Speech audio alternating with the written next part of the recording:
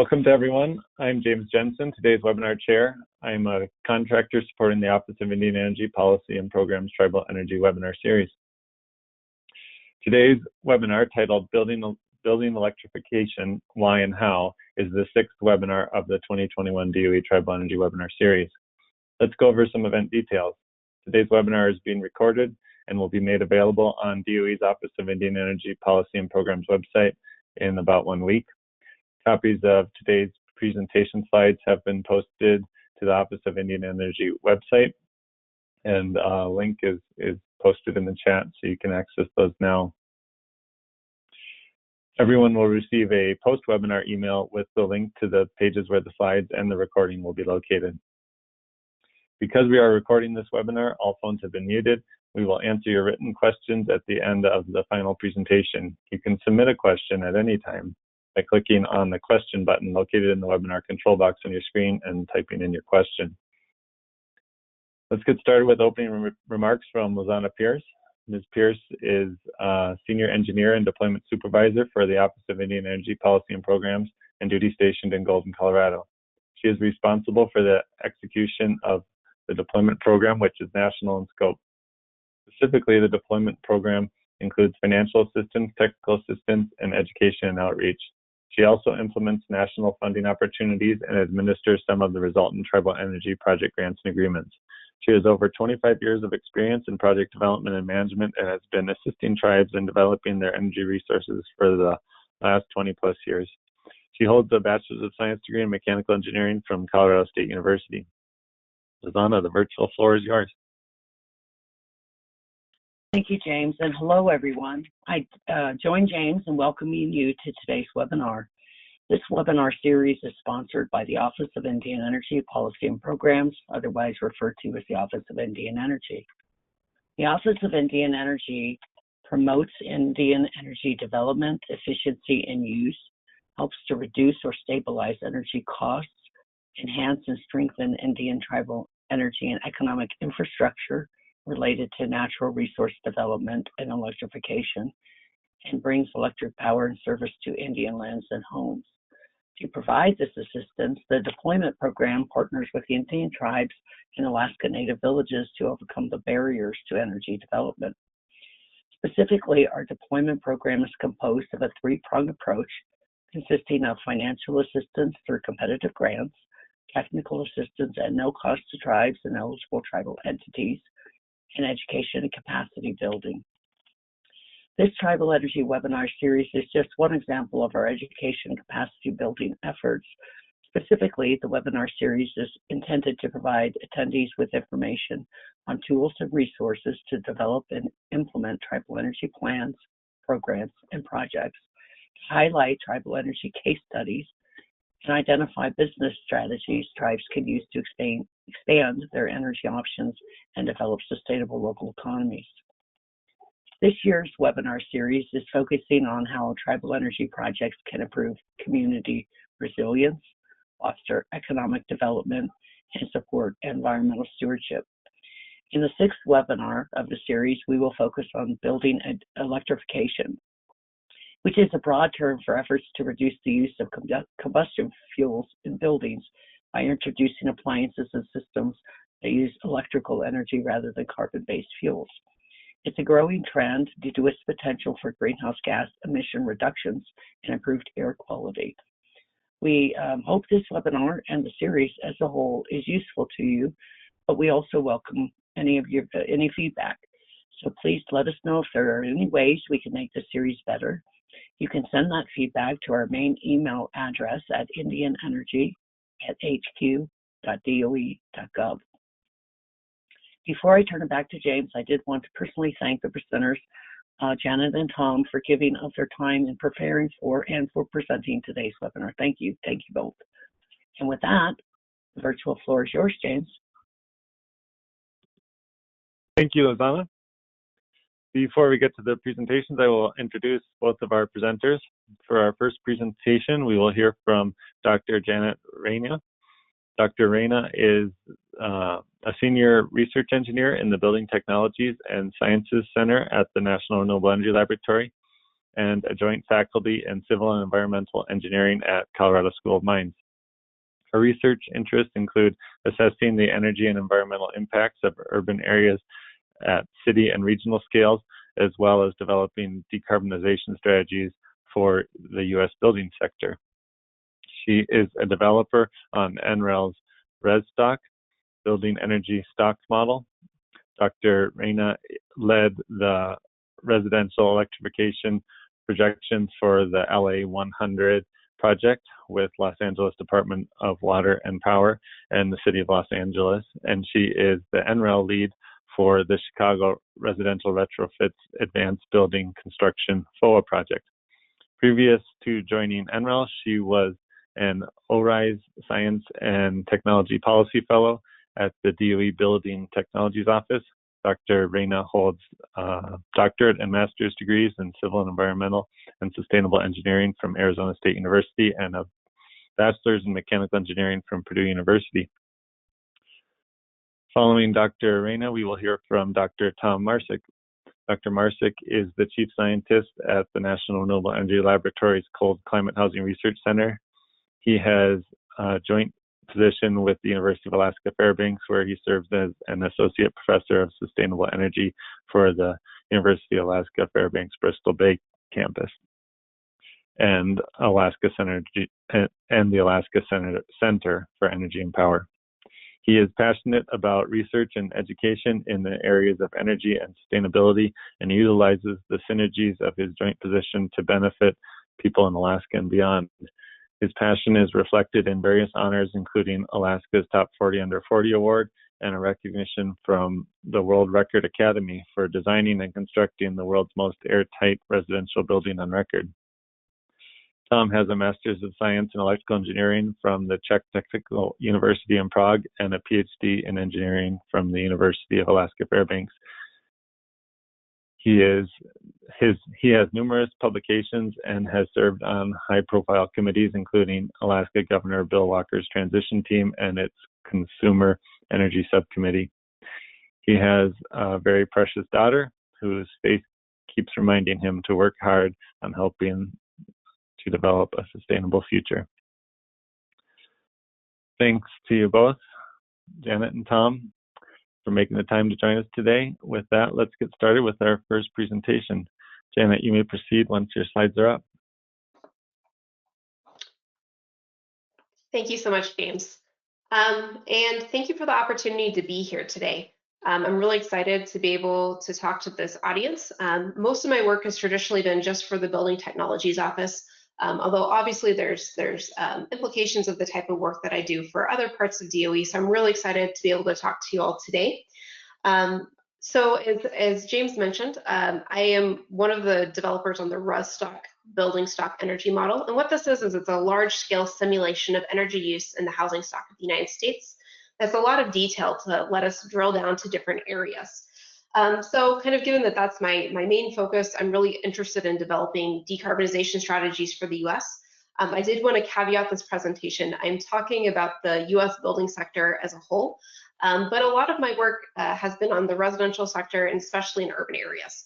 So I'll be talking broadly, but I just want to acknowledge that kind of based on my background, I do have a bit of a bias. Also, I'm primarily a computer modeler, so I look at things at kind of large scale. So that's why I'm really excited to have Tom joining today as the other presentation to talk more specifically about some of the technologies that are going to enable electrification. Next slide, please. As a quick overview of kind of what I'm going to cover in this presentation, I'm going to first set the stage with just talking about energy use in the US building stock in general, kind of what are we using it for, what is its purpose, what does the landscape look like. I'm then going to talk about this trend of electrification, including some of the different challenges and opportunities that come along with it.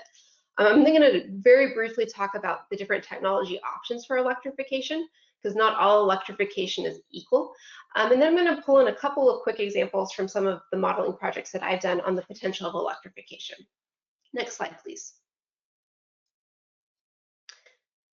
So to kind of set the context, you all might have seen versions of this slide before, at least on the national energy use breakdown. So the building sector accounts for around 40% of energy use in the United States, with the industrial and transportation sectors making up the other 60%. And this energy use is broken down for all sorts of different uses in buildings. We use it for heating and cooling our spaces, to give lighting, refrigeration, kind of all these different breakdowns. Also, buildings are responsible for a little over a third of the greenhouse gas emissions in the country. Next slide, please. So when we talk about energy in buildings, kind of why do we use energy in buildings and what is the value of it? And really the value of energy and why we have these things are these services that we're getting from energy. We're using energy to maintain our buildings to be comfortable and healthy, at healthy temperatures, protecting us from the outdoor elements. Commercial buildings are places of employment. We use buildings for information access, even in our homes. This has become especially relevant in the time of COVID, being able to do school or work remotely. We use buildings energy for food preparation and storage, for cleaning of spaces and people, for education. We also use energy for recreation and entertainment. Next slide. So the question is, for all of these different services, how do we keep providing the same service while minimizing our human environmental impacts? Because for the energy that we use, there are impacts from it. So we have this benefit of all these services that we're trying to weigh against the different impacts, potentially negative impacts from energy use. Next slide, please. So what are some of these kind of like drawbacks of energy use, or what are the issues associated with it? Air quality is one of the first things that comes to mind. So outdoor air quality, when we use energy, if it's coming from the electric grid, there's some power plant that is supplying that electricity. And if it's a fossil fuel-based power plant, coal, natural gas, it's combusting that fuel and it's releasing pollutants into the atmosphere. There's also issues with indoor air quality with our fuel use. So in a home or a business, if you're using on-site fossil fuels such as natural gas or propane for energy services, you're using it to heat your home, to cook.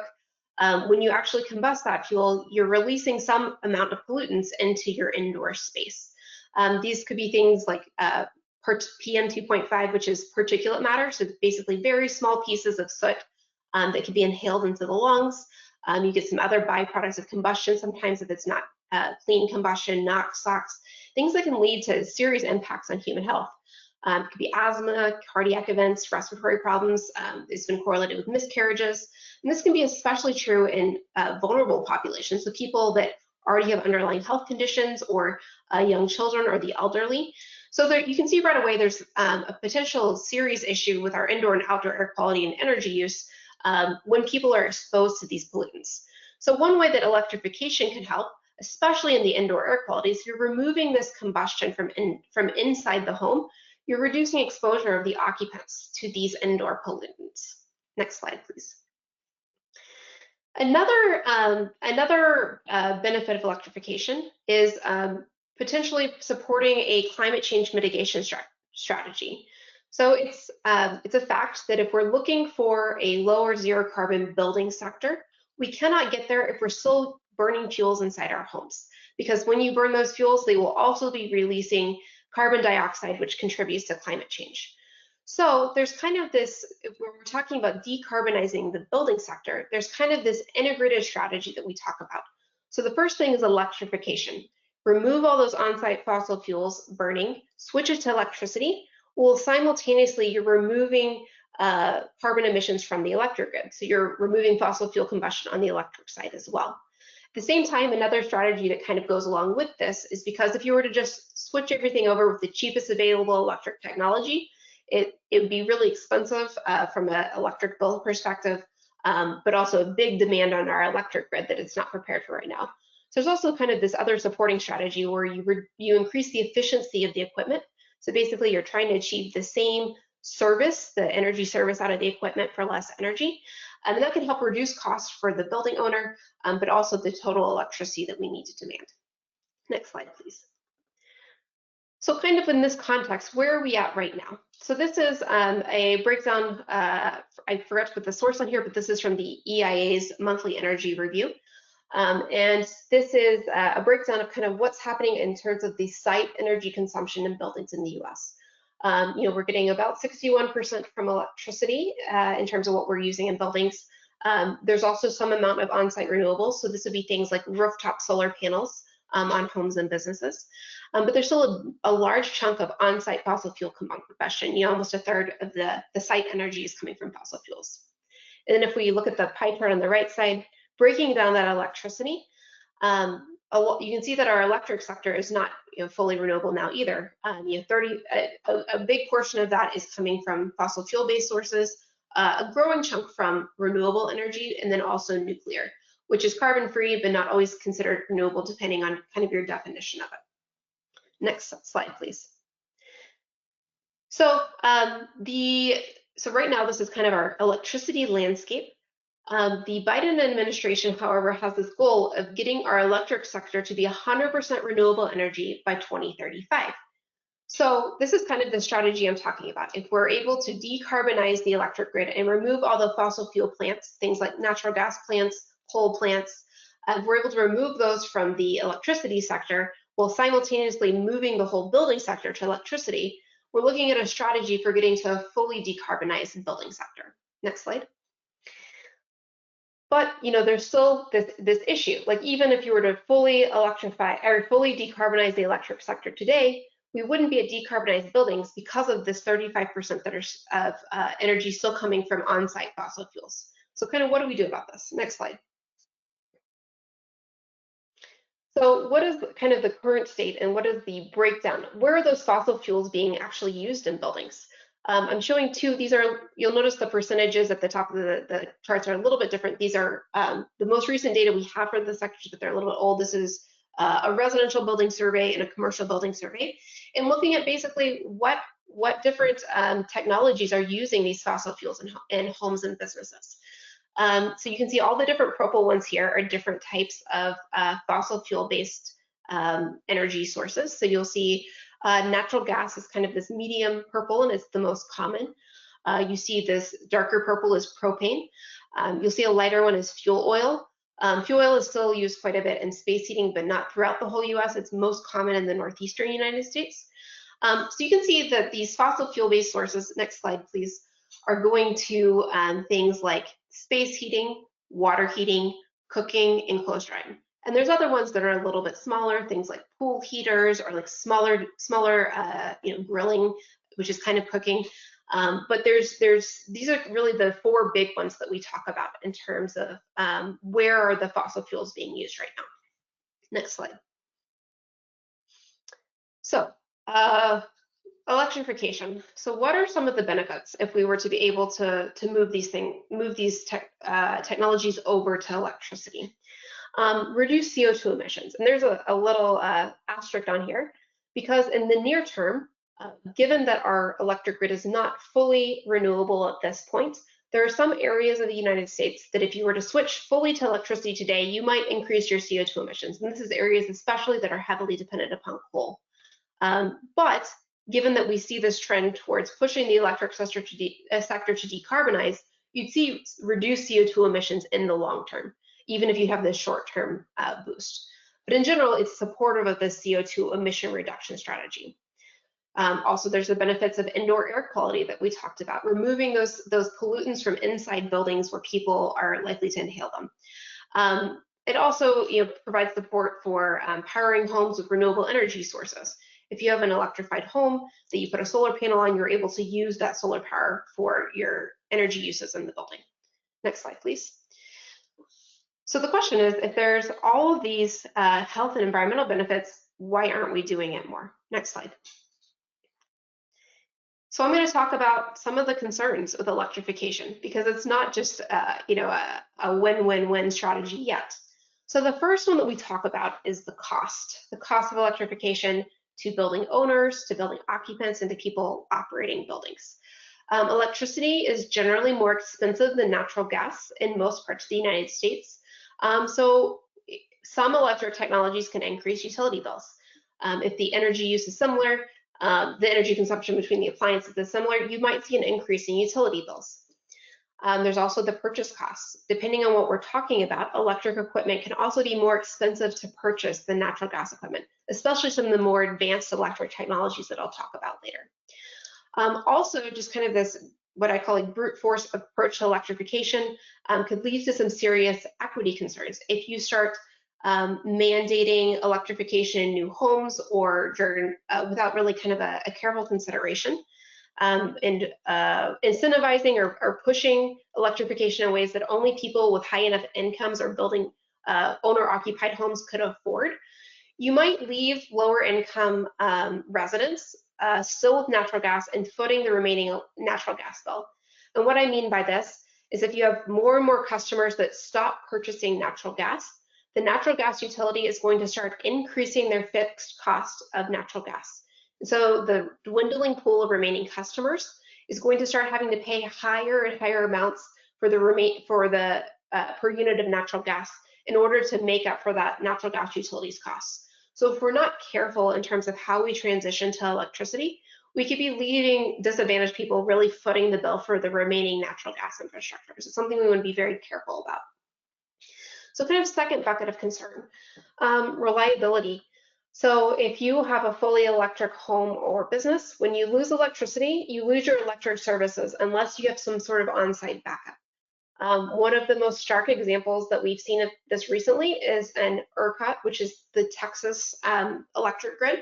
When Texas had that cold snap that led to a lot of their electric generation resources being constrained, they ended up having to turn off large swaths of electricity service to avoid completely collapsing the system. And this outage led to a lot of deaths and property damage.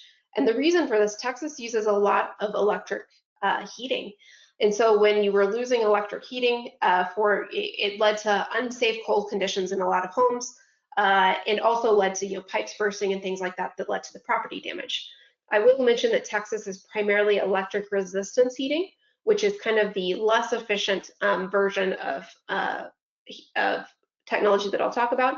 But really the thing was, we had all this electric heating, the grid couldn't support it all, and it led to these really serious human health outcomes with people dying from the outage. So it is a big concern. And once again, we talk about equity issues in this as well. If you're pushing like very low income households to fully electric, maybe they don't have the same resources for going somewhere else that has heating or going to a friend's house or to be able to mitigate these outages. So something we want to be very careful with in terms of pushing fully to electrification because of that reliability. I will also mention that not all natural gas heating operates when the electric grid goes out as well. A lot of natural gas heating also uses fans to distribute the heat throughout the home. So a lot of natural gas heat can go out as well if you don't have electricity. So it's not fully an electrification problem, but it is most acute during fully electric homes. And as I mentioned, on-site backup is an option to mitigate this reliability issue. So if you have solar panels on your house as well as a battery to be able to store and use that electricity, it's a potential option for improving reliability. But if you're to do this, it's an expensive option, and it's not necessarily realistic for every single house. There's other options. Having microgrids of groups of homes together that maybe have a collective backup. But in general, it's not something that's a well fleshed out or economic strategy yet. So another potential concern is the electric grid capacity, and I hinted at this a few slides ago. If we were to fully move everything in the building sector over to electricity, that 35% of energy that we currently consume as natural gas or propane and other things, if we were to move that over to electricity, it would dramatically increase our need for electricity to be able to meet those demands. And so the electric grid is going to need to be able to expand to be able to respond to that.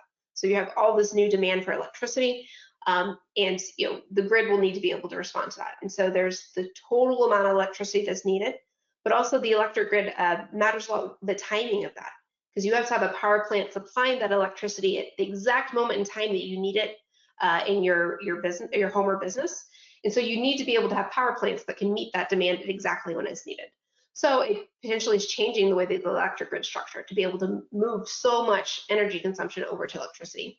So it's a concern that could be mitigated and planned for, but it is something that we need to think about. Another potential concern that relates to cost is also electrical readiness of the building. You know, a lot of homes actually don't have capacity in like their home electric system to be able to support all the electric appliances. So you'd need to do some sort of upgrade to the electrical system of the home or business to be able to support more electric devices within the home. So it's potentially another cost. You need an electrician involved. So when you're talking about retrofitting an existing home, this is potentially a barrier that adds additional cost and complexity. Whereas you can't, you know, you could just switch out your stove, but if your electric system can't handle having electric stove on it, it's not an easy swap out, because then you start needing to get more people involved and more cost. Next slide, please. So the question is, if electrification is part of our key strategy for achieving health and climate goals, how can we kind of mitigate some of these electrification concerns? Are there ways that are smarter to electrify that helps us with this? Next slide, please. So I wanted to, for these 4 different kind of major technology areas, I wanted to talk very briefly about some of the different options, the general options for electrifying. And I'm not going to spend too much on this because our second presenter, Tom, is going to talk a lot about this heat pump technology, but I do want to give a very brief overview. Next slide, please. So kind of some of our major technology options that we talk about across these 4 different technology areas. So the one that you're going to hear the most about is heat pumps. So this is basically a heating and cooling system that is able to remove heat, usually from the air, but sometimes from the ground, and move that heat into the building. And if you're in the cooling mode, it can do the opposite, remove heat from your home and move it outside. So what this is basically, it's instead of creating heat, it's able to move it from one space to another. And heat pumps, especially some of the more recently developed heat pumps, can remove heat even from very cold air. So air that you and I might not think has heat in it, so, you know, it's 10 degrees Fahrenheit outside. Heat pumps are actually able to capture some of that heat and move it. They do have an efficiency drop off. The colder it gets, the lower their efficiency, or how well they remove heat from the air starts to decline. And eventually they do need some backup. So they don't operate when it's super, super cold. So a second kind of major tech, and also with heat pumps, I'm talking about it mostly from a space heating and cooling perspective, but this technology also works for other things. So heat pump water heaters are a common thing where you're able to take heat from the air and use it to heat water, or heat pump dryers are a thing that's becoming more commonly available on the market. So there are technology options for other areas as well. The next thing I'm going to talk about is the cheaper, and the thing that you see more frequently when we talk about electric technologies in these 4 areas is resistance heating. So what resistance heating is doing is actually creating electricity by running it through a material. You know, so you can think, you know, maybe back to high school science, you know, when you take an electric current and run it through a wire, it has resistance that causes some of that electricity to be converted into heat. And this is essentially what we're doing across these different technologies. So, you know, electric furnaces can operate this way, where you're just using resistance of the material to create the heat, and it's much less efficient than heat pump technology, where you're just moving the heat instead of creating it. So it can be much more expensive to operate because it's just using so much more energy to achieve the same energy service. That being said, resistance technologies are fairly common. They're less expensive usually to purchase, whereas heat pumps, especially cold temperature heat pumps, are a newer technology. But you see resistance technologies, you see it for space heating, you see it, you know, versions of it for cooking. A lot of electric cooktops use similar technologies. You see it for water heating, like most traditional electric water heaters use a technology like this. And the final thing I'm going to talk about here is induction, which applies pretty much exclusively to cooking. And this is a really unique thing. So like a resistance stove would be doing the same thing. It would be running electricity through, you think of like a coil stove, running it through that coil to create heat. And then that heat would, the heated coil will then transfer that heat to your pot where you're cooking. Induction is different, that it's not actually heating the stove itself, it's heating your pots, it's heating the cookware. So it uses this magnetic field to directly heat the cookware. So you need something that you know, that is magnetic, basically, for this to work. That's a lot of different like cookware options actually already meet this requirement. So it really increases the efficiency that you're able to heat the pot directly instead of heating the stove. It also has some performance advantages. It heats much more quickly than an electric stove or even a natural gas stove, so it's very responsive for cooking. So it doesn't necessarily have as much recognition among different people. Like a lot of people do prefer natural gas for cooking over what they think of as an electric resistant stove, but induction cooking actually has very high performance as well. So it's very efficient. So these are just kind of a very brief overview of some of these different technologies that you see throughout these 4 different areas. Next slide, please. Oh, and just to highlight, as I said, Tom is going to be talking about heat pumps, but this is a really key technology that we talk about for beneficial electrification, just because they're so efficient that they really can keep bills down. Next slide, please. Once again, just to highlight a little bit more about heat pumps, I'm not going to steal too much of Tom's thunder on this, but they extract heat from the air or ground. They can operate at very low temperatures with reduced efficiency, but they do need a backup heat source at the lowest temperatures, and this is usually electric resistance backup. So you might be using heat pump the vast majority of the time, but on a couple of the coldest days of the year, you're using this resistance backup heat. They are commonly available on the market, but they're not always familiar to different installers. For example, I live in Denver, and I have an older home that I'm looking to retrofit. It's from 1951, and I'm looking to put in heat pumps. It was actually quite difficult to find an installer that was familiar enough and comfortable with the technology to be able to install it. And there's a lot of misconceptions among installers that heat pumps don't work at low temperatures, which was true, decades ago, but it's not true now. And so there's this kind of like barrier because sometimes it's hard to find people that are familiar enough with heat pumps to be able to install them. They also have a higher upfront cost, but they are lower energy usage than resistance technologies during their operation. Next slide, please. So with that kind of basic introduction, I'm going to talk a little bit, I'm going to use one of my projects as a case study for looking at how electric technologies might fit into retrofitting residential buildings. Next slide, please. So this is a project that's for the Building Technologies Office. It's a FOA award. It's actually being led by a nonprofit organization out of Chicago called Elevates, and City of Chicago is also one of our partners on it. The main project goals are trying to reduce energy use in homes in Chicago by 50% across all of the homes. We're trying to keep from increasing occupant bills. We want to prioritize decarbonization. About 95% of the homes in Chicago use fossil fuel for heating their space, and Chicago is a very cold climate. So this, because we're prioritizing decarbonization, means that we need to be looking at electrification.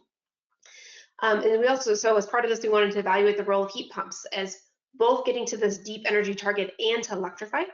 And there's also an equity component to the project because we want to know how this is actually impacting disadvantaged households in Chicago. Next slide, please. One thing that I also wanted to mention is that so I'm primarily a computer simulation person, but this project covers both the kind of simulation and modeling side, but it also has a field validation that is ongoing right now. So what I'll show today is some of our initial analysis, kind of what we think will be good for Chicago. And then our partners in Chicago are actually installing some of these technologies in homes to see if they perform as we expect. Next slide.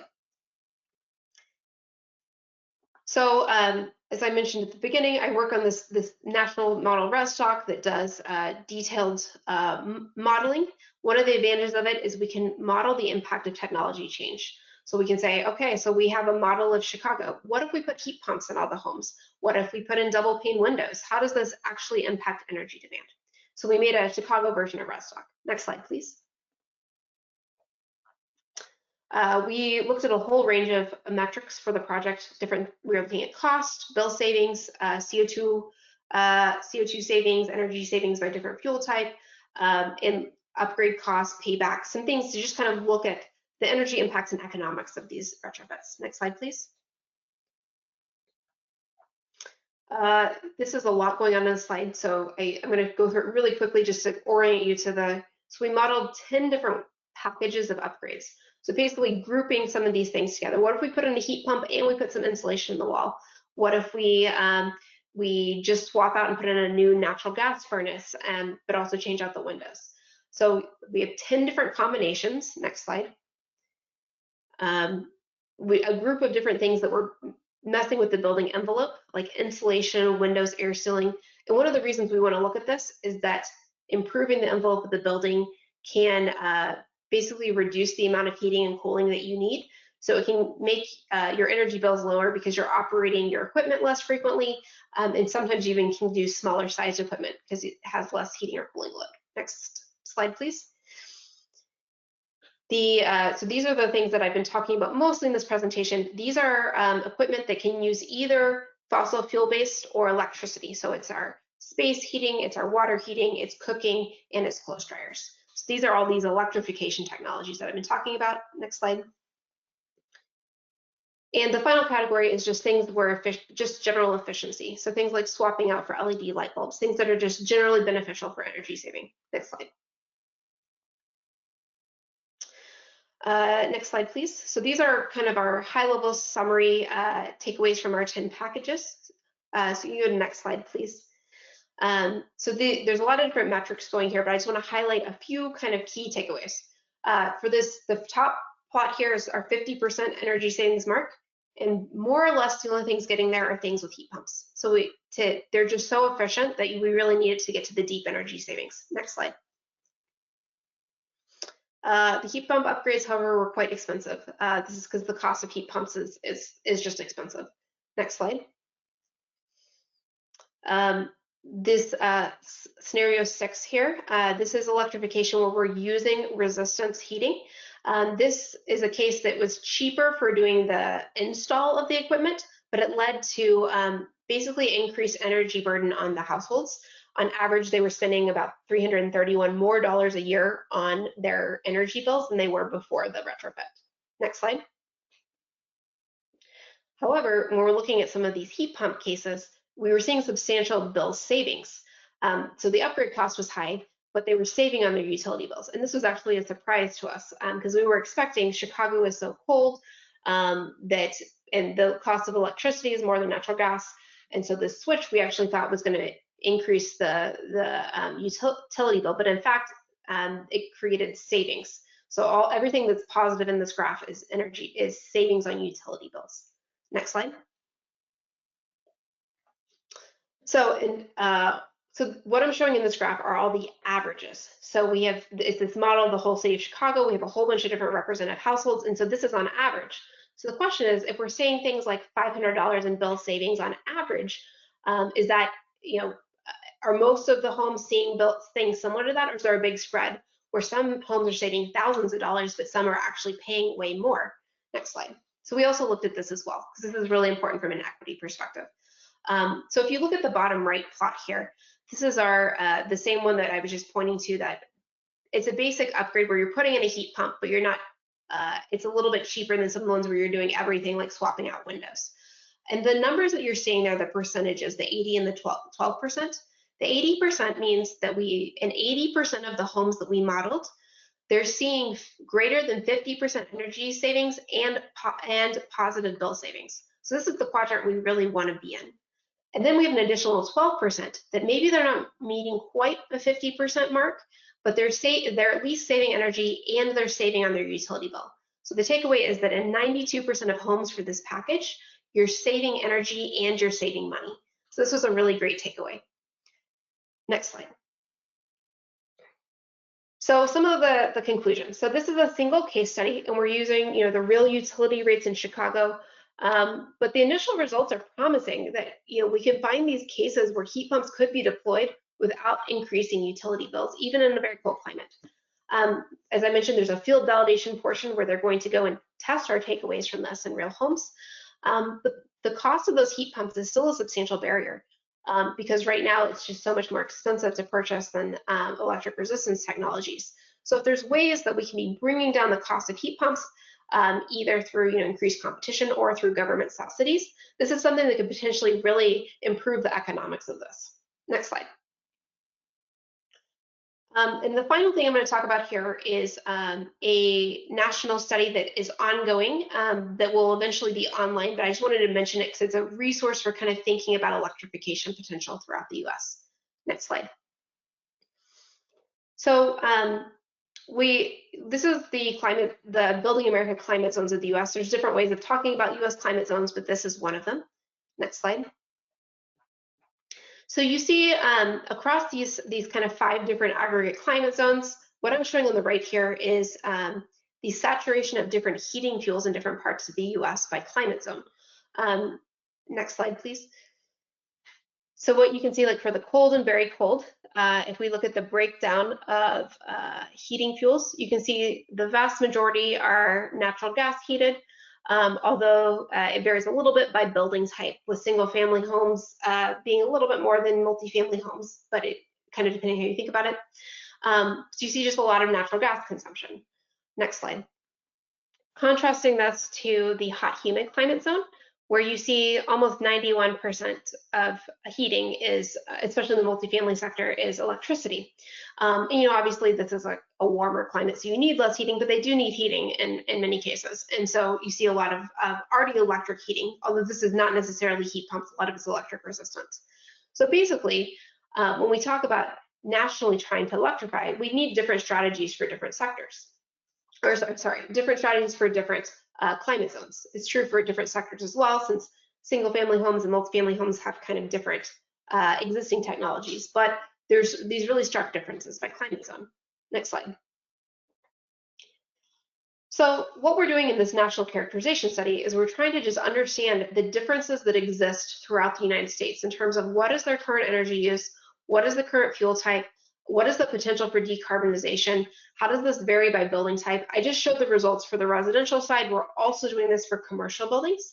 And then the idea is we're going to have this interactive web viewer so that anybody can go and look down to the county level and say, okay, what's the state of energy use in my county? And it will also have some information on what technologies are currently being used. Is it electric resistance? Is it heat pump? So to allow different stakeholders to be able to go into this web viewer and query these results. And there's going to be a supporting report that goes with this as well, hopefully to be released in November, with the residential web viewer probably by the end of the calendar year as well, and the commercial one coming early in spring of 2022. But I just wanted to mention this because it's an ongoing study that's potentially a powerful tool for understanding the different potential for electrification in different parts of the country. Next slide, please. So I wrote questions on here, but I think I heard that we're holding all questions to the end. So feel free to keep putting questions in the chat box. And I'm going to turn it over to our next presenter now. Thanks, Janet. Appreciate the presentation and the introduction to building electrification. As you mentioned, one of the key technologies in there is heat pumps. So our next presentation is going to delve into that technology into more detail, particularly air source heat pumps and their applicability in colder climates. So Tom, looks like your slides are up. Go ahead. Thank you. I want to say thank you very much to the organizers of this webinar series, and thank you to all the participants for the opportunity to chat with you. And I want to say thank you to Janet. It was an excellent presentation, and it was a great introduction into what I'm going to be talking about, which is heat pumps. With some emphasis on air source heat pumps in cold climates, but a lot of what I'm going to be talking about has general applicability. And I want to give credit to Vanessa Stevens, who is a co-author of this presentation, and she has been wonderful to work with. Next slide, please.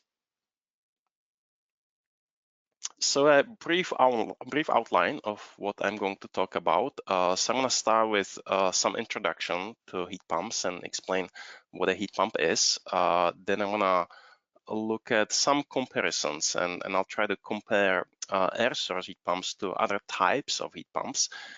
Then I'm going to look specifically at considerations for air source heat pumps, and afterwards I'm going to share some data about the performance of air source heat pumps in Alaska. And afterwards, I want to just demonstrate what kind of savings are possible with a system approach if we combine the heat pumps with other energy efficiency measures. And then I'll try to kind of draw out some main conclusions and share some additional resources with you. Next slide, please. So what is a heat pump and how does that work?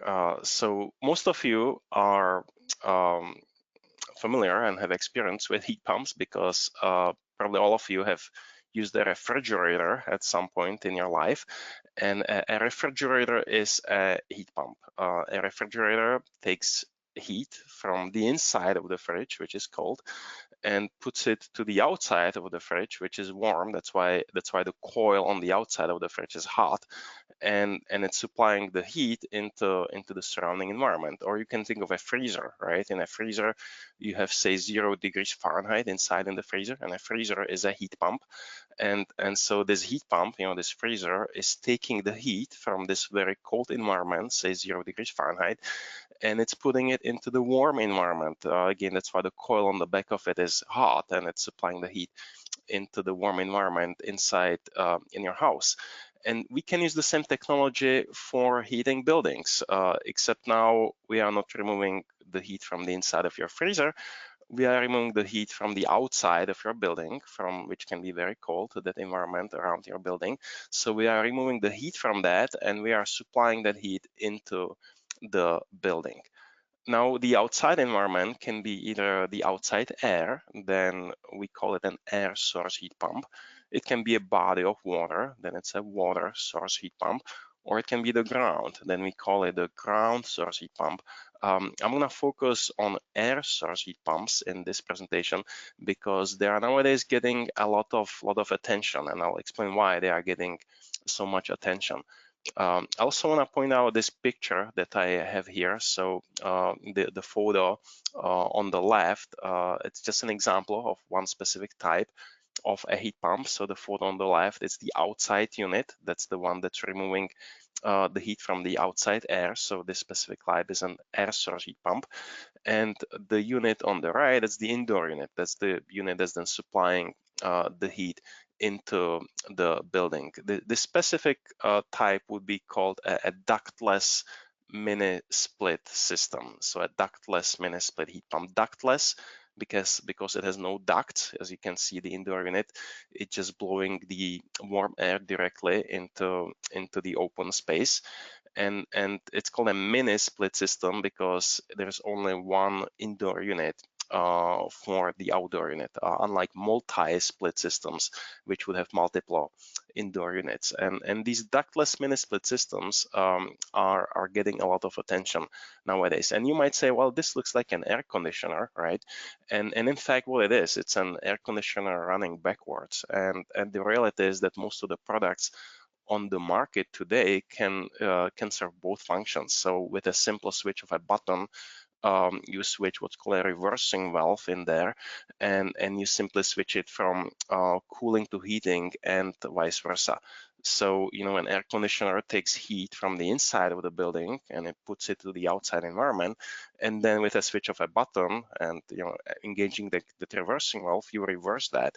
So then you're removing the heat from the outside of the building and putting it into your building to heat it. So most of the devices can be used for both, for cooling and heating the building. Next slide, please. So what are the advantages of heat pumps? They are relatively low maintenance. They have no combustion on site. They are partially renewable because the heat is in the outside environment thanks to things like the sun. They can be fully renewable, kind of like Janet talked about that, if we also supply the electricity for the heat pump from a renewable source. And they have the potential to lower energy use and energy costs. And that's because their efficiencies are greater than 100%. Next slide, please. And that's why we don't really call it an efficiency, because it's greater than 100%. We call it the coefficient of performance. Now, how is this possible that we have something that's more than 100% efficient? It's because of the laws of physics that say that energy cannot be created or destroyed. So the energy that goes into the system must equal the energy that comes out of the system. So the electrical energy that we supply goes mainly to the compressor and the heat pump. So the electrical energy that we supply ends up in the building in the form of heat. And at the same time, we know that the heat pump is removing the heat from the outside environment, and that heat has to go somewhere too. It ends up in the building also. So at the end, we get more energy into the building in the form of heat than what we supplied to the heat pump in the form of electricity. Now, how many times more energy do we get? That's what the coefficient of performance tells us. So if the coefficient of performance, the COP, is, for example, 3, that means that for every unit of energy we supply to the heat pump in the form of electricity, we get 3 units of energy into the building in the form of heat. That's because that 1 unit that we supply to it, it ends up in the building, and then the 2 additional units get extracted from the outside environment, and then they end up in the building also. Now, the manufacturer typically shows you what they call the HSPF, heating seasonal performance factor. And it's basically just a different way of stating the coefficient of performance. They just use different units, even though they don't show you the units. But the heating seasonal performance factor tells you how many BTUs worth of heat do you get into the building for every watt hour of electricity that you supply to the heat pump. And that's why it's calculated by taking the seasonal coefficient of performance and multiplying it by 3.41, because there are 3.41 BTUs in 1 watt hour. I don't show the units here because, again, the manufacturer typically doesn't show you the units either. Currently, when you look at the market, the most efficient heat pumps on the market have the HSPF of about 15. There are not that many units out there, when I talk about the ductless mini split systems, so there are not that many units out there on the market, but there are quite a few of them in the range of HSPF, say from 12 to 14, which is still very efficient. If you shop for a heat pump that has the HSPF somewhere in the range from 12 to 14, that's still very efficient, and there are lots of options available on the market. So the HSPF, you can kind of think of miles per gallon. When you are shopping for a car, you are looking for the miles per gallon. So miles per gallon. So when you are shopping for a heat pump, you are looking for the heating seasonal performance factor. Next slide, please. So the Alaska Center for Energy and Power looked at various installations of heat pumps and various types in Alaska. And they looked at several things. And one of the things that they looked at is the installed cost of those heat pumps. And the installed costs are summarized in this graph. On the x-axis, that's the installed size, and on the y-axis, that's the installed cost per 1 unit of thermal output. And as you can see, they looked at different types: air source heat pumps and water source heat pumps and ground source heat pumps. And when you excuse me, when you look at the graph and look at the data points, they are all over the place. It kind of looks like we can't really draw any conclusion from that. And the reason that is that way is that there are other significant factors that affect the install cost of a heat pump system. It's not just about the unit, it's about how you distribute then the heat throughout the building. The distribution system can be very expensive. Or how do you bring the source to the heat pump? If it's a seawater heat pump, for example, how do you bring the water to the heat pump? So those can be significant costs. That's why we can't really draw any conclusion as far as saying one type is cheaper than other types, except I'm going to draw attention to the point that's in the lower left corner. And so that dot there, I'm going to tell you that it's actually 4 dots on top of each other. And that gray dot there, it's 4 dots on top of each other. And all those dots are ductless mini split systems. So as you can see, the ductless mini split systems are by far the lowest install cost out of all these systems studied. And the reason it is that way is that there is no cost to distribute the heat. There is no distribution system. They are ductless, like you saw in the picture, they just blow the air. blow the heat into the open air, and also there are air source heat pumps, so there is no cost to bring the source to the heat pump. They are just sitting in the outside air, and that's why these heat pumps, particularly the ductless systems, have been drawing a lot of attention. It's not the only option out there. The ducted systems have a lot of popularity also, but especially in Alaska, we see a lot of interest in the ductless systems. So that's partly what we are focusing on in our research, and that's partly what I'm going to talk about in this presentation. Next slide, please. So the Alaska Center for Energy and Power also looked at the coefficient of performance for these installations. So on this graph, on the x-axis, you have the temperature of the source, and on the y-axis you have the coefficient of performance. It makes sense to look at it as a function of the temperature because, say if you talk about air source heat pumps, for example, you can imagine it's a lot more difficult to extract the heat from the outside air when it's very cold compared to when it's warm.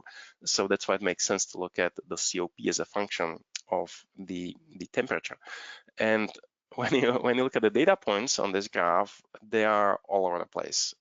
It seems like we cannot draw any conclusion from this to say that one type is more efficient than another type. But I'm going to draw your attention to the blue square on top. And that one, so that's the most efficient heat pump you can see among these data points. And that is a ductless mini split heat pump. This one is located in Wrangell, Alaska. And I wish we could just say, okay, so ductless mini split heat pumps are the most efficient, right? But we cannot, because when you look at the lowest point on this graph, so there's the green dot in the lower left corner, that's also a ductless mini split system. This one is located in Dillingham, Alaska, in a much colder climate. I'm very well familiar with this installation because this one was actually in my house in Dillingham in rural Alaska. And you can see the coefficient of performance for that one is somewhere around 1.6. Unlike the one that was in Wrangell, which is a COP of about 4.5, which is impressive for a heat pump. So we cannot really draw any conclusion to say one type is better than others. But if we are interested in the ductless system, one conclusion we can draw from this, looking at the blue square again, is that if we use the heat pump in an appropriate situation, and if we install it correctly and use it in an appropriate way, we can achieve a very high efficiency with that heat pump. So that's a conclusion we can make from this. And now, of course, the question is, so what are the appropriate situations for these heat pumps, and how do we use them in an appropriate way? And I'll get to it later in the presentation. Next slide, please. So when we talk about air source heat pumps, there's of course this fundamental challenge, and that is that the colder it gets outside, the more difficult it is to extract the heat from the outside environment, and the lower the capacity of the heat pump is also. While the building envelope is that it does the opposite. So the colder it gets outside, the higher the heat demand is for your building. So when it gets very cold, you end up with this heat deficit, and some heat pumps might stop working altogether. So when you need your heat source the most, that's when it fails on you. So that's why we need a backup heat source when we are looking at air source heat pumps in cold climates. Next slide, please.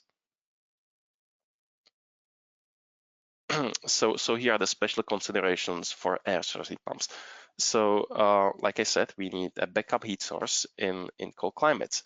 The other consideration is, so what is the source of electricity and what is its efficiency? And this goes back to Janet's presentation. So if the source of electricity is, say, hydroelectric systems in Southeast Alaska, that's one thing. Those can be very well suitable for heat pumps and lowering our dependence on fossil fuels.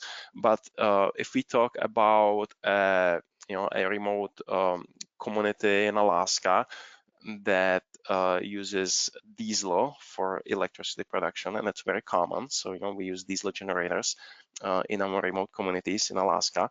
And at the same time, we use diesel for heating buildings in our remote communities in Alaska. Then we really need to ask ourselves the question, well, does it make sense to be burning diesel in the power plant to produce the electricity for the heat pump when we can just take the diesel and burn it directly on site in an all-fired heating system to heat a building? And when you look at the numbers, an efficient diesel generator is, say, 35% efficient. An efficient oil-fired heating system is, say, 85% efficient. 85% divided by 35% is about 2.5.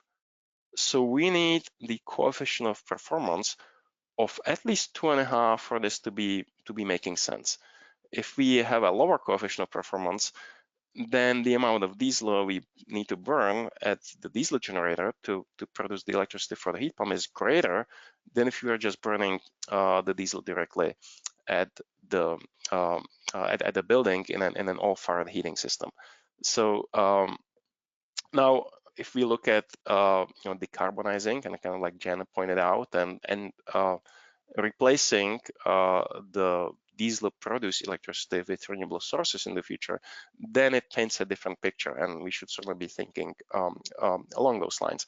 But currently, with the current way of producing electricity in most of the communities in Alaska, it's important to realize when it makes sense to use the heat pump and when it doesn't. And I'll get back to this later in the presentation. So the other considerations are you going to use an air-to-air system or air-to-water system? Air-to-water system would be you wouldn't have warm air blown into the building. You would have something like in-floor heating, hydronic heating to distribute the heat throughout the building. Then for the air-to-air systems, are you going to use ducted or ductless systems? If you are using the ductless system, are you going to use an external thermostat, or are you going to use a built-in thermostat? The built-in thermostat, it's located when you look at this picture here, the photo in the lower right corner. Excuse me. That's the indoor unit, and the built-in thermostat would be located on the inlet, which is the top of the heat pump. So that's where the room temperature air comes in. Then there's a coil inside, it gets warmed up, and then when it's blown out at the bottom of it, it's warm air that's being blown into the indoor environment. So the built-in thermostat will be located on the inlet of that.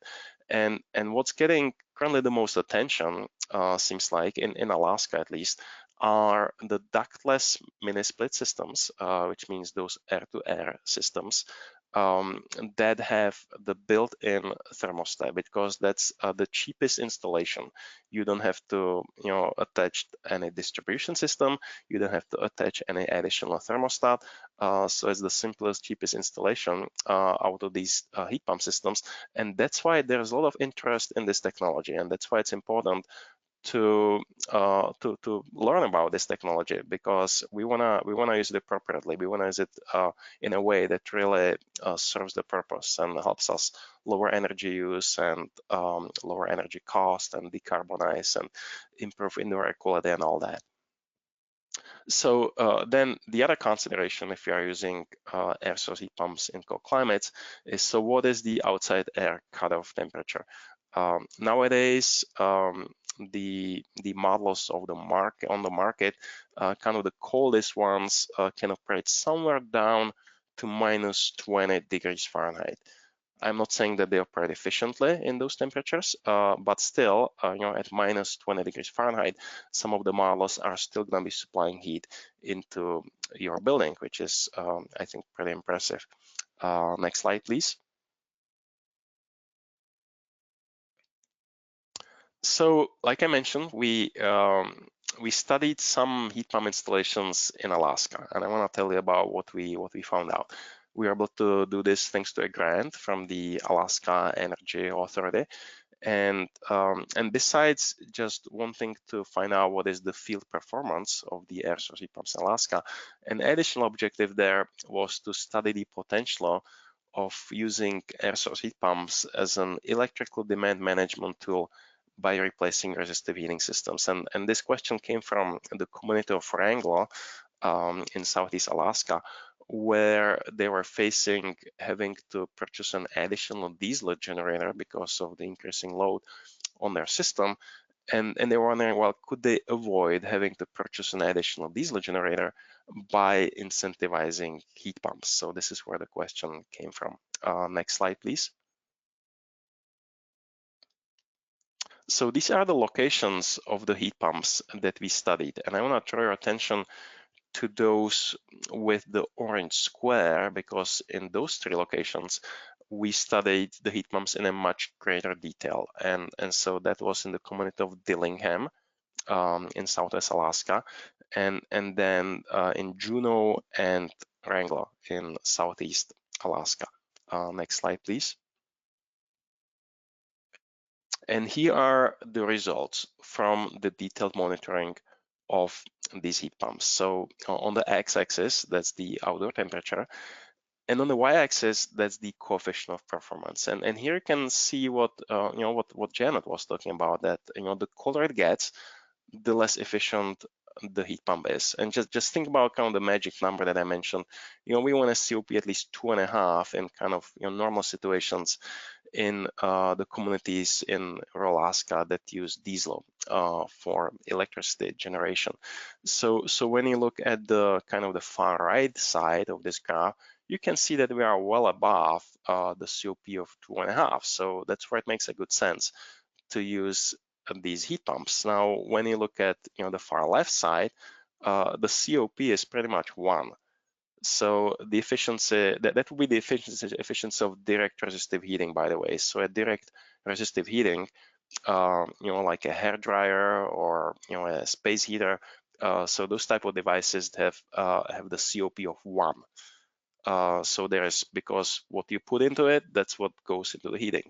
It's not extracting any heat from the outside environment. So the COP is 1. What you put into it, that's what you get. And like we mentioned, the advantage of the heat pump is that you get more than what you put into it, because some of the heat is extracted from the outside environment. So if you are using a heat pump that has COP of 1, it's totally defeating the purpose of using the heat pump. So we want to see the COP that's much higher than 1. And to be saving diesel in a normal community that's using diesel for electricity generation, like we mentioned, we want to see a COP of about 2.5 at least.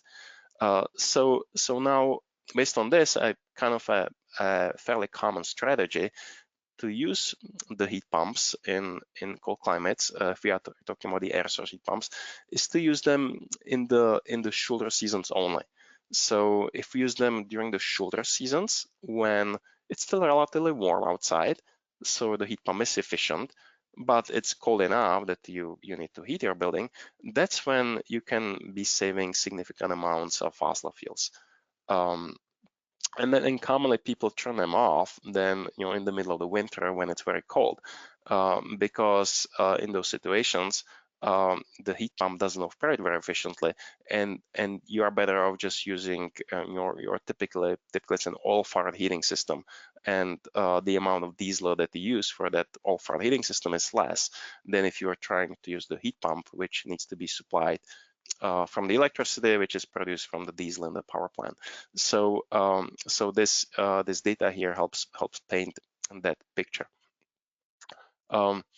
Since I have a little more time here, I'm gonna get into some more details here for those who are interested.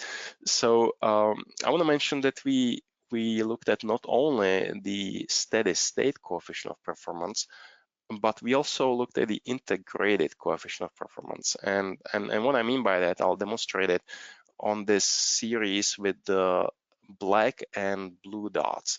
So when you look at that series and look at the temperature range somewhere between 40 degrees Fahrenheit and 45 degrees Fahrenheit, you can see that they pretty much line up. So the black dots are the same place where the blue dots are. And that's because in this range, this heat pump actually was operating in a steady state. So the integrated COP is the same as the steady state COP.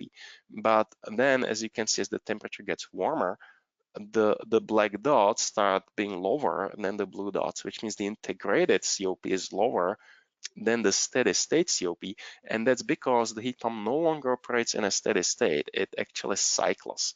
And the reason that it does that, it's because even when the compressor is on the minimum possible speed, the heat that the heat pump is supplying is still too high compared to what the building needs, because it's relatively warm outside.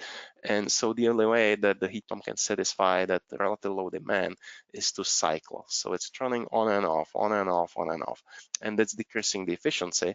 And so the integrated coefficient of performance, that's the true coefficient of performance, for the actual performance in those conditions. Unlike that steady state COP that only tells you how efficient it is at a given point in time, but it doesn't take into account the fact that, for example, the heat pump is turning on and off.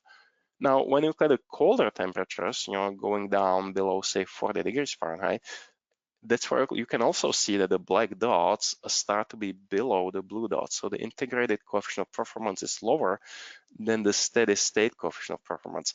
And what's happening here is that we are going to the freezing temperatures. So, that the outside coil needs to be colder than the outside environment, because it needs to be able to extract the heat from the outside environment. And so, heat travels from hot to cold. So by cooling down the coil to a temperature that's lower than the outside environment, the heat is transferred from the outside environment into that coil.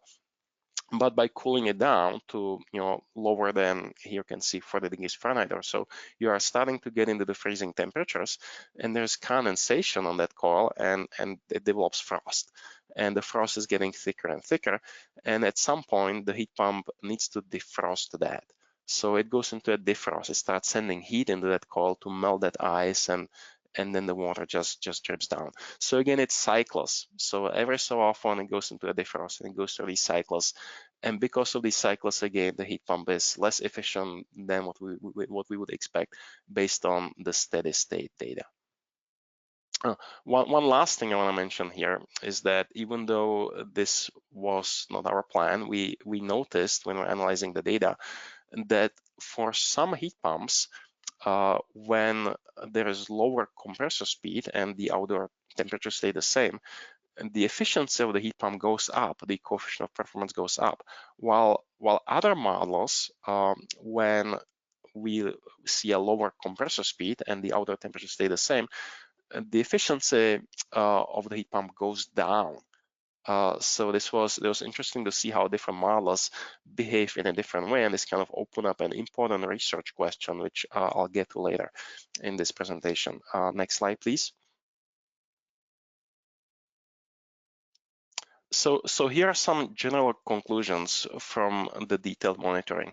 So one is that the manufacturer specifications do not always correctly reflect the field performance of the heat pump. So that's why there's a need for third-party studies for the field performance of the heat pumps. Also, most documentation focuses on steady state performance, but integrated performance data is needed for more accurate representation of cold climate operation, because in cold climates we know the heat pump is going to cycle because of the need for the defrost. That's, by the way, what you can see on this graph here. This is just so you see what I mean by having to defrost every so often. So as you can see, it's running fairly steady, but every so often it turns off, and then there's the spike when it's starting up again. And when it's off, it's not supplying any heat, but it's still using electricity because that's what it needs for defrosting. It's sending the heat from the inside of the building to the outside to defrost the coil. And the last point in the general conclusions is that there are large variations in efficiency among individual models. So we do want to be careful about how we select the heat pump for a given application. Next slide, please. And this is just to demonstrate what I mean by the cycling when it gets very warm. So when it gets very warm, and even with the lowest compressor speed, the heat that the heat pump is supplying is too high compared to what the building needs. Again, the only way it can deal with it is cycling.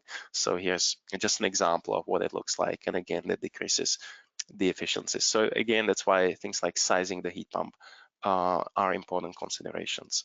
Next slide, please.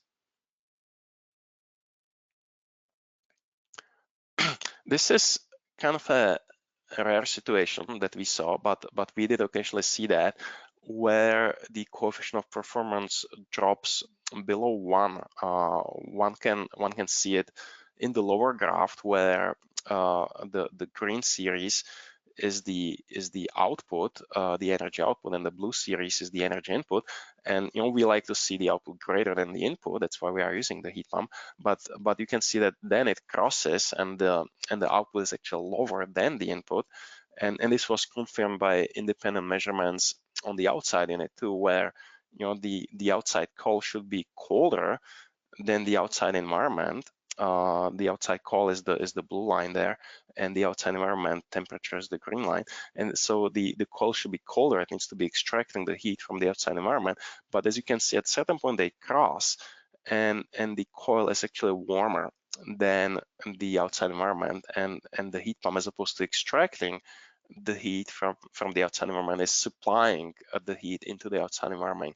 So you are not only heating your building, you are heating the outside too, and you are totally defeating the purpose of using a heat pump in this situation. So again, this is just kind of to highlight the fact that heat pumps can be very beneficial if you use them appropriately, if you use them in appropriate situations. But it's important to be aware that that it's not always that they work in that mode that they are saving us energy, and it's important to understand when they do and when they don't, so we can really just use them in the situations when they are beneficial for our use. Next slide, please. So besides the 3 detailed systems, we also did some general monitoring of 30 heat pumps. This actually included 3 detailed in it, and the findings from these 30 heat pumps were that in general users are happy with their heat pumps. So 29 out of the 30 systems provided adequate or expected heat. There were 2 repairs needed, but both of them were fixed at no cost to the building owner. 11 people perform maintenance on their systems, but typically just simple things like cleaning the filters. And 12 people use their backup heating system, even though 29 had the backup heating system available, which is again what we are recommending in cold climates, because if there's an unexpected cold snap and you don't have that backup heating system, then you obviously have a very big problem. Next slide, please.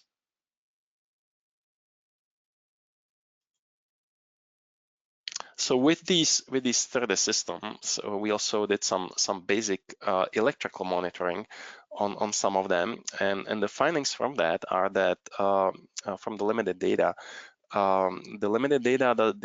does not confirm that air source heat pumps will always reduce electrical energy use, even when replacing electric resistance heat. There was one situation when, after switching from the electric resistance heat to a heat pump, the electrical energy use went up actually.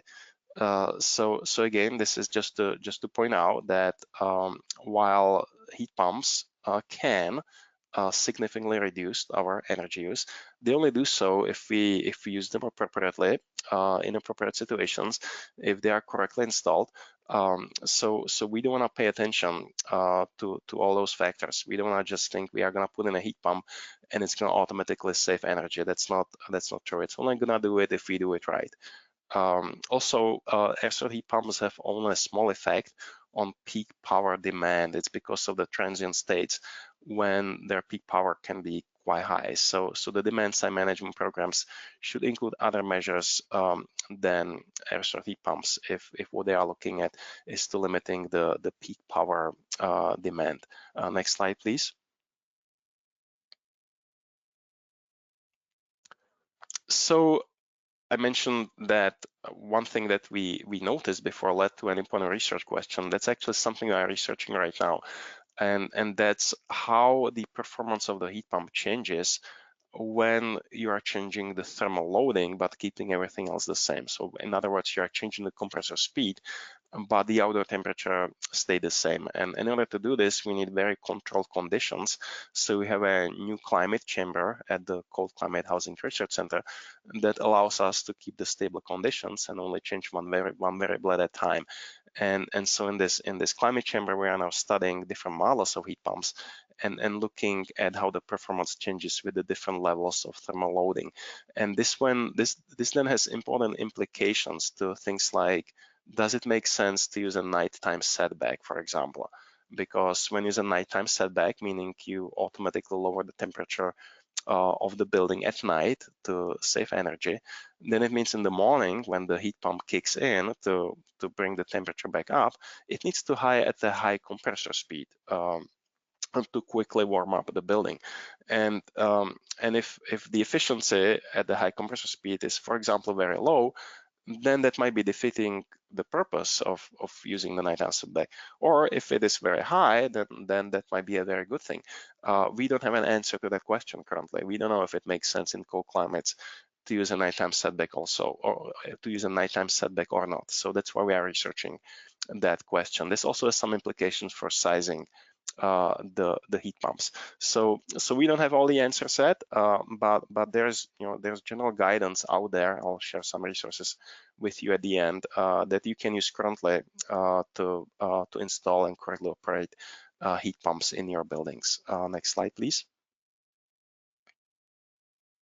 So when we think of using heat pumps to save energy, it's important to keep in mind also other things we can use to save energy, because at the end we can have the highest energy savings with a system approach. So here's an example from rural Alaska. This is there's a building in Dillingham, Alaska. I'm very well familiar with it.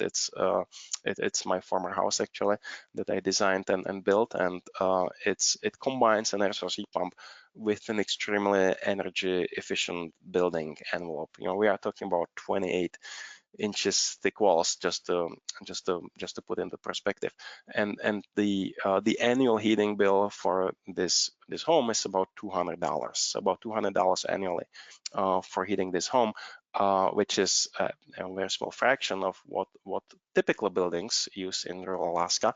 And again, the super efficient building envelope was a key factor in achieving such a low energy consumption. So again, system approach can give you the highest savings. Next slide, please. So just to kind of summarize the main conclusions from what I have been talking about. So we know that air source heat pumps can significantly reduce energy use and energy costs when used in appropriate situations and used in an appropriate manner. But more research is needed to gain better understanding of the air source heat pump performance in cold climates to guide future deployments. So, to be able to answer the questions like, does it make sense to use a nighttime setback or not? And the third and last point is that system approach yields the biggest savings when you combine the heat pump with additional efficiency measures. Next slide, please. There are lots of people and entities that help with these projects. We couldn't have done it without them, so big thank yous. Next slide, please. Here's my contact information, so don't hesitate to contact me if you have additional questions. And next slide, please. And I promised I would share some additional resources for you that you can use when you are looking at installing and operating heat pumps.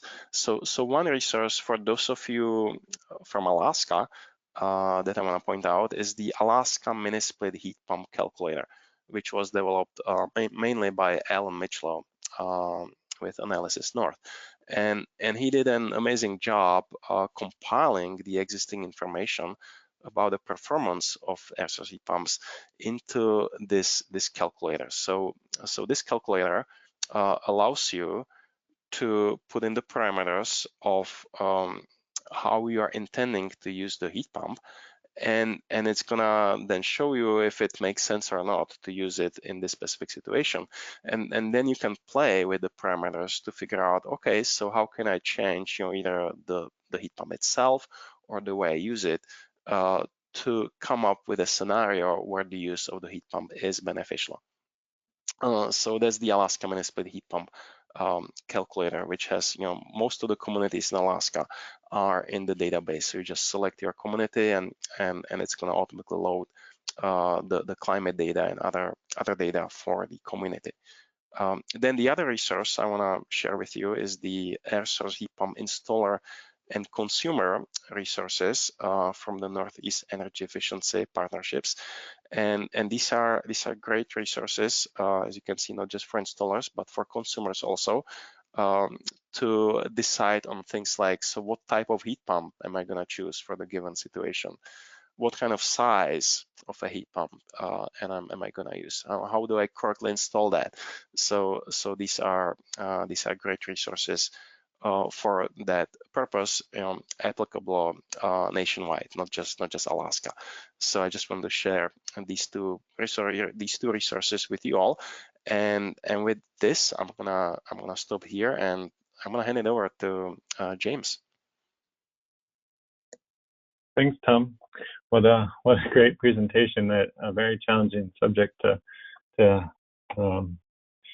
teach people essentially how heat pumps work and give that understanding. But I thought you did a great job with that. The analogy or the example of a refrigerator is very applicable for most of us. So thanks for that.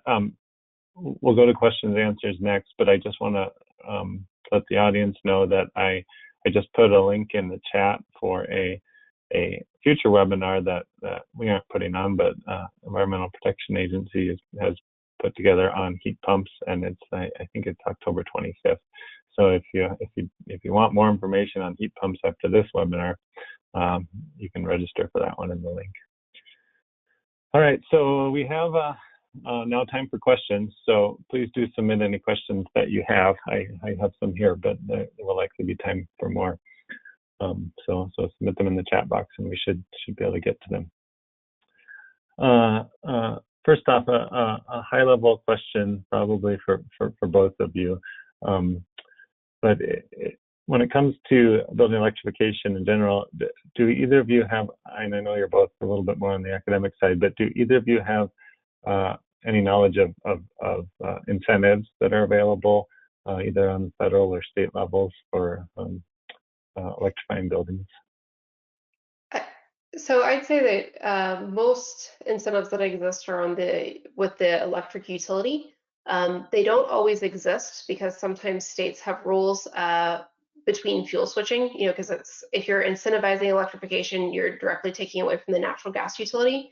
But you do see them, you see some, they're not usually huge, but you'll see some small utility incentives for heat pumps, like heat pump water heaters.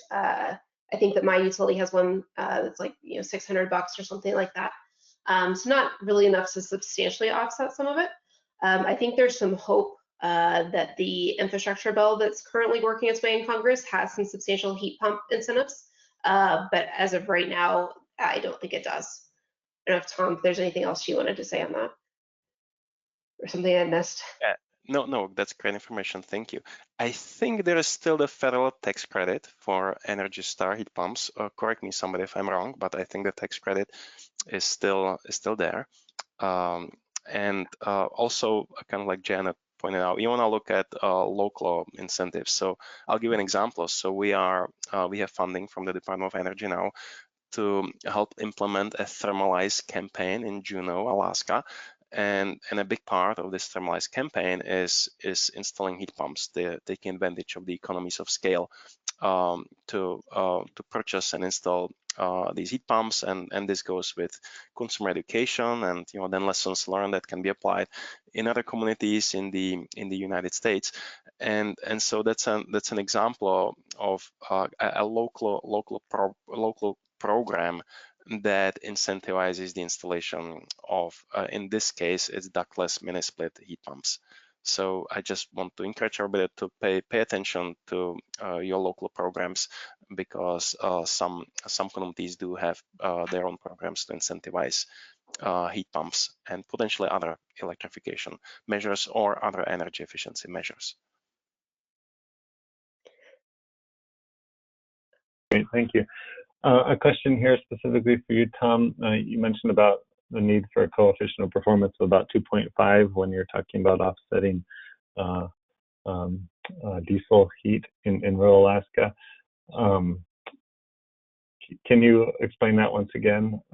And then can you talk about whether that would be a similar coefficient of performance required for propane or natural gas heating? Good question. Yeah, thank you. So, so the threshold is gonna depend on the specific location and the specific conditions in that location. So when we talk about kind of a typical community in rural Alaska that's using diesel for electricity generation, and at the same time that's using diesel for heating buildings, which is common to use fuel oil for heating buildings, then when we look at the numbers there, an efficient diesel generator is, say, 35% efficient, which means 35% of the energy in the fuel is gonna make it into the form of the electrical energy at the end. And an efficient oil-fired heating system is, say, 85% efficient. So 85% of the energy in the fuel oil is gonna make it into the form of the heat in your building. And so for us to have advantage in using heat pumps, when you look at the numbers, 85% divided by 35% is about 2.5. So if I just use something that is a COP of 1, like direct resistive heating, then I'm only getting 35% of the energy in the fuel into the building in the form of heat, because I'm stuck with the efficiency of the power plant, which is say 35% if it's an efficient one. And I'm simplifying all of things here to keep it simple. So I need to scale it up 2.5 times to come to the same efficiency as the oil-fired heating system. So if I scale it up 2.5 times instead of 35%, now I'm getting 85% of the energy in the fuel that's burned in the power plant into the building. So I'm equal with the oil-fired heating system. And if the COP is higher than 2.5, that's when I'm beating the oil-fired heating system. That's when it makes sense to be using the air source heat pump, because now we are saving fuel. The fuel that we need to burn at the power plant to produce the electricity for the heat pump is less than what I would need to use on site in the oil-fired heating system to produce the heat for the building. So that's where the kind of the rule of thumb, the number 2.5, came from. And again, this is I'm kind of using typical numbers here. Each community is different, so the say the efficiency of the diesel generators there can be different than what I'm using here in this example. So I'm just kind of pulling this out as a kind of basic rule of thumb, and also to show the process, how you would look at whether it makes sense to be using heat pumps in your community or not, or in which situations to use that. Now, if the fuel for producing the electricity is different, then it's going to be a very different picture also. So if there is no fuel, if it's a renewable resource, like in Southeast Alaska, for example, where a lot of the electricity comes from hydroelectric systems, then that's a very different picture, because even if the heat pump is not super efficient, still by switching from an oil-fired heating system to using a heat pump, you are all of a sudden switching your heating from a fossil fuel to a renewable energy source. That hydroelectricity from the hydroelectric power plant.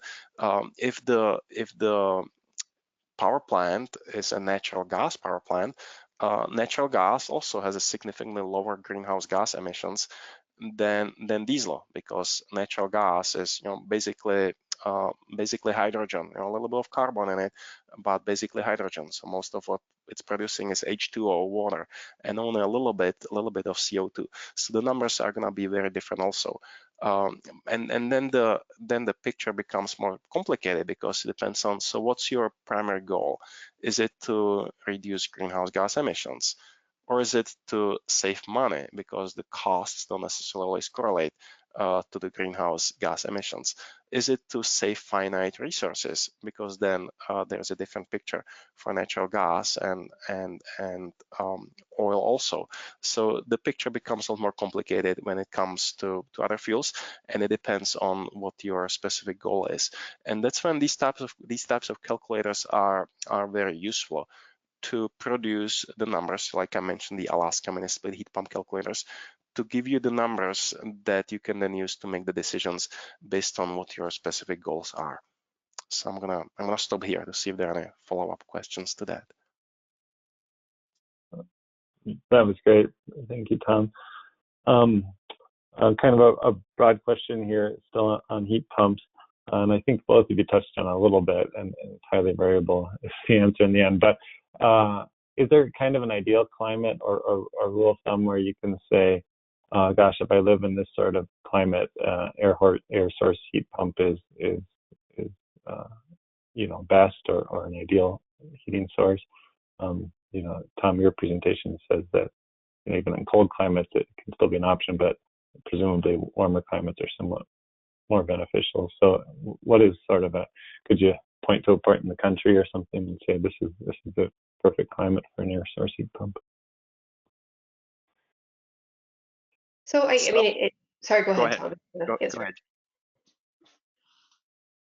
I was just gonna say it depends once again a little bit kind of what you're caring about. If you're looking solely from like a cost and performance standpoint, yeah, the warmer climates are going to be where you're going to be seeing this higher coefficient of performance that Tom mentioned. If you're looking from a greenhouse gas emission perspective, however, you need to look not just at the climate, but what is your electricity mix in the area, because there's some warm areas of the country that have large amounts of greenhouse gas emissions. But in general, warmer is better, but it depends a little bit kind of what you're looking at. Anything else you want to add on to that, Tom? No, you hit the nail on the head. I was gonna point out the same thing, that it's not just about the climate, it's about where the electricity comes from. So I keep pointing out to Southeast Alaska, for example. So Southeast Alaska is a suitable environment for heat pumps, and it is because it's a warmer climate than the typical Alaska, and the electricity comes larger from a renewable resource, hydroelectric systems. So we want to be looking at the combination of those two. So at least as far as the main factors, there are other factors out there, but this will be, I think, the two main is the climate and where the electricity comes from. One other thing I wanted to mention, that national characterization study that I mentioned at the end, the first kind of part of it is we're providing just kind of a baseline, like what does the building stock look like in different areas of the country in terms of technologies being used and energy use and all of that. But kind of the next phase of the project is we're actually going to model different upgrades, including heat pumps will be a major part of what we're modeling, and we'll be tacking on CO2 emissions analysis as part of that. So one of the hopes of the outcome of that study is that we'll be able to very definitively answer, like, yes, in this region, 100% from an energy and a climate perspective, you should do heat pumps, or in this region, right now, the electric grid is really intensive for CO2 emissions. So, maybe 5 years from now it's beneficial, but right now it's not immediately beneficial.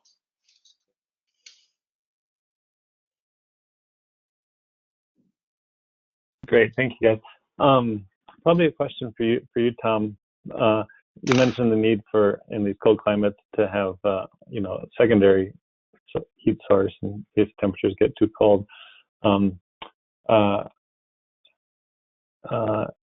Presumably, wood stoves work as that secondary heating option. Do you have anything to add to that? Does that make sense, or can you elaborate on that option? Yeah, that's a great question. So ultimately, it's gonna depend on the specific situation. What is gonna be the backup heat source? Often the heat pump installations are what we call retrofit installations, where you already have a heating system and you're just looking at installing heat pump to save energy and greenhouse gas emissions and energy costs. And in those situations, you are still typically leaving your original heating system there, and that becomes your backup in many rural Alaska communities, that will be an oil-fired heating system that you still keep there and use it as not only as a backup when your heat pump fails, but also just as a more efficient source of heating when the outside temperatures are very cold and the heat pump becomes inefficient. So that's one of the common situations. Then a wood stove certainly often can be used as a backup heat source, and it can fall into the same category. It can be a heat source that's already there in the building, and when you install the heat pump, the wood stove is still there as your backup heat source. Of course, it means you have to be there when when the heat pump fails to be able to start the wood stove. If you leave on a vacation in the middle of the winter and all of a sudden the heat pump fails, either because it gets very cold or for a different reason, and you're not there to start a fire in the wood stove, that would obviously be a big problem. So that's one of the considerations with the wood stove. And then the other considerations are: is there a local source of wood?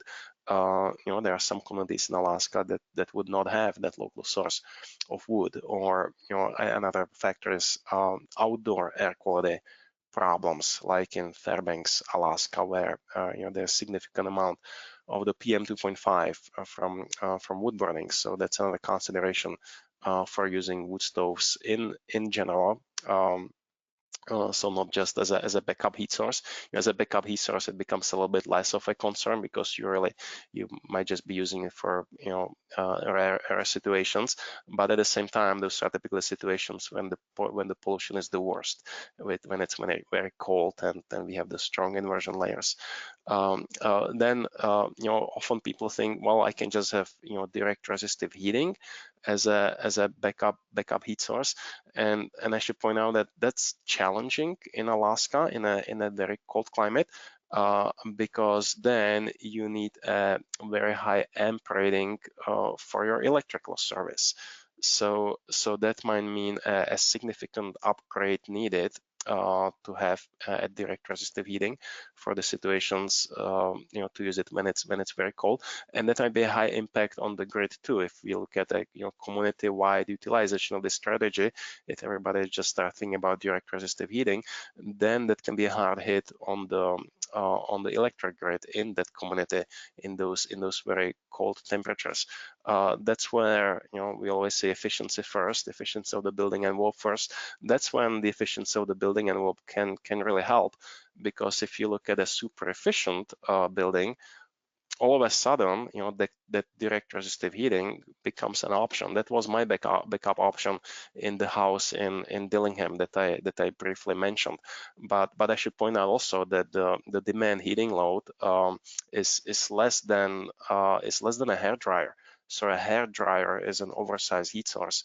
For the former house I had in Dillingham, and in those situations, it's very well feasible to use direct resistive heating as a backup heat source, and so there are lots of advantages to super efficient building envelopes, and that's why we recommend to start with the super efficient building envelope first, and then think of things like heat pumps and other things to do to the building. So that's kind of my brief summary of the options. I could go into more details, but I don't want to take too much time with that, so I'm going to stop here. Great, thank you, Tom. Probably a question for both of you.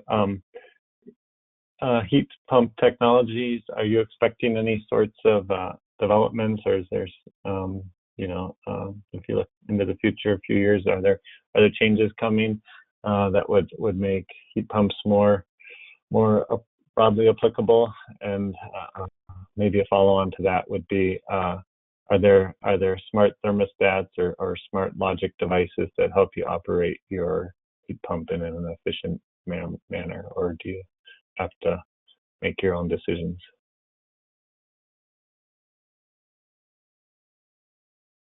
I can start maybe, and Janet, feel free to jump in anytime. So that's a great question. Are we expecting development in heat pumps? Because one interesting thing about heat pumps is that when you look at the current coefficient of performance and look at the laws of physics and look at the limits of thermodynamics and how high the COP could be, it could be several times higher than what we currently see in heat pumps. Unlike combustion-based heating systems where the theoretical limit is 100% efficiency, and we are coming pretty close to that efficiency with combustion-based heating systems. We don't have much space for improvement there. With heat pumps, we have lots of space for improvement. When we compare currently the COP that we are getting from the units on the market and the COP that's theoretically possible. And there are some experiments with different types of technologies that could significantly increase that coefficient of performance, but those are kind of in the emerging stage. I'm not expecting we would see them anytime soon on the market. So what's interesting is that over the last 10 years or so, when you look at the highest efficiency of the heat pumps on the market, it hasn't changed too much. It changed a little bit, but not too much. But what really changed over the last 10 years or so, that now we have a lot more options among the very efficient heat pumps. The types and the types of heat pumps and the types of controls for those heat pumps, and we see the options increasing more and more. So currently it's still a little bit of a challenge with the smart controls. Like we would like, for example, in Alaska, right? We would like to just be able to buy a simple system that's gonna turn the heat pump off when it's too cold outside, and just let the backup heat source take over. And currently there are some options on the market that are emerging, but we do not have a straightforward option for that currently, at least not one that I'm aware of. But we do see those options coming.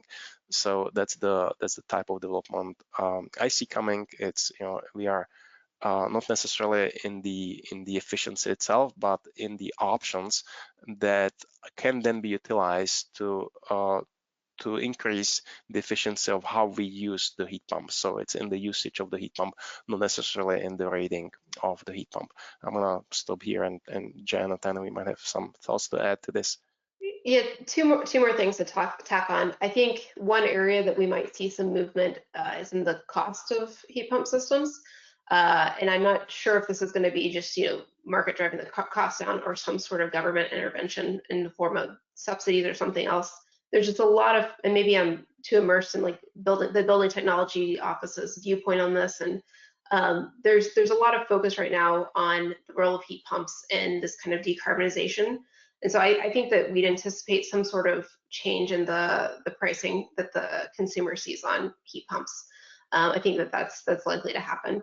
One other thing that we didn't touch upon in either of our presentations is the refrigerants actually used in heat pumps are greenhouse gases themselves. And so there's this other potential issue with heat pumps, that if those refrigerants start leaking, they can potentially lead to increased global warming. If they stay in the heat pump, that's fine.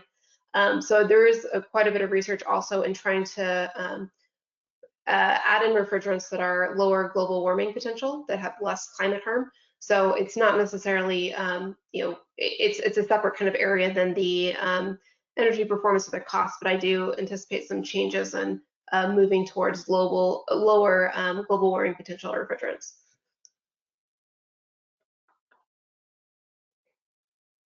Great, thank you both for that. You touched on this a little bit anecdotally with your study of the heat pumps in Alaska, Tom. But maintenance costs, are they significant, minor, and what's the lifespan of a heat pump? Obviously there's wide variation, but maybe generalization on those questions.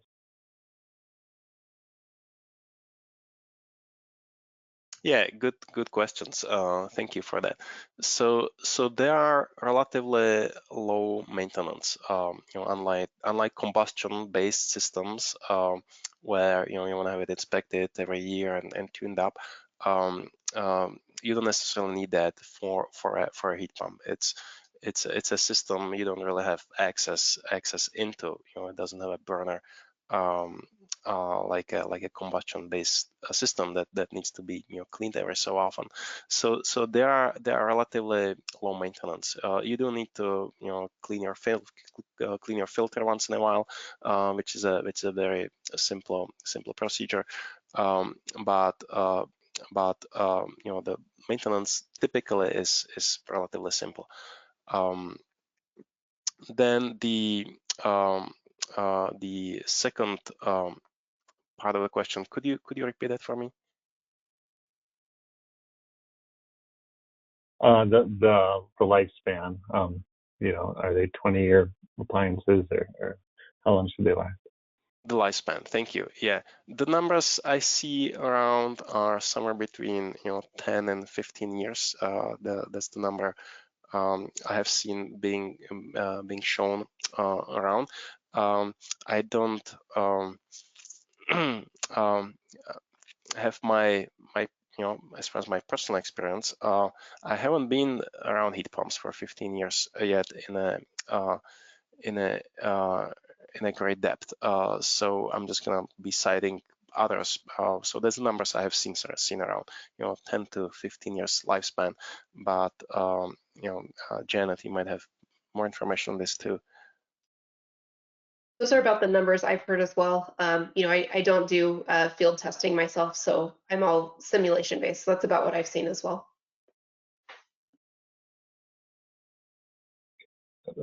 Thank you.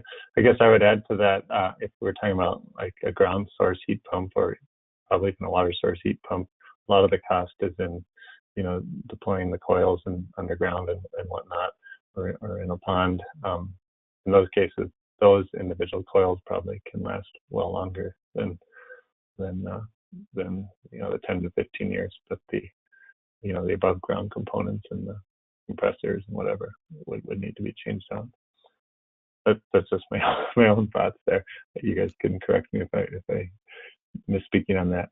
No, that's great. Thank you. There's No, that's a very very valid point. So I have seen the numbers used for the lifespan for the ground coil, for the ground source heat pump, around 100 years. So you can expect the lifespan around 100 years for the ground coil, but of course the above ground components like the compressor will fail much sooner than that and need to be serviced or replaced. So great points. Thank you. Sure. Do either of you have suggestions for state and local governments or other entities and how they can support training programs for contractors in the proper and appropriate deployment of heat pumps?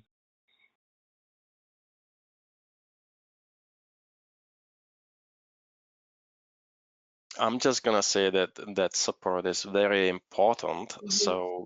So we do want the heat pumps to be selected and installed correctly. So the installer training is a very important piece of that. So support through just providing the financial means for that is an obvious answer to that. So I'm a little shy on details right now about the specific support for that, but I just want to emphasize that support is a very important piece of being able to implement heat pumps on a larger scale.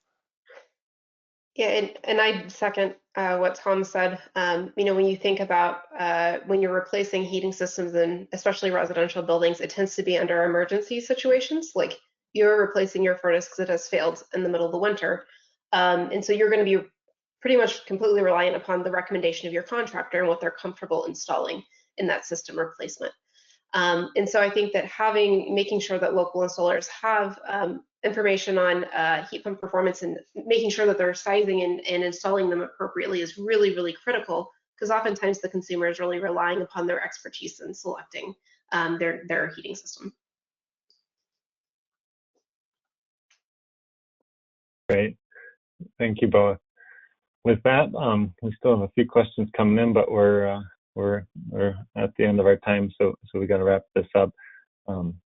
Thanks to each of you for your excellent presentations and sharing your knowledge on heat pumps and other technologies. On the final slide here, we want to show our remaining webinars of the 2021 series. The next webinar is titled Energy Projects and Workforce Development, a Win-Win Opportunity. It will be held on October 27th of this year at 11 a.m. Mountain Time. Thanks to our audience and to our presenters for your interest and participation today. This concludes our webinar for today. Thanks to you all. Good day. Thank you all. Have a good day.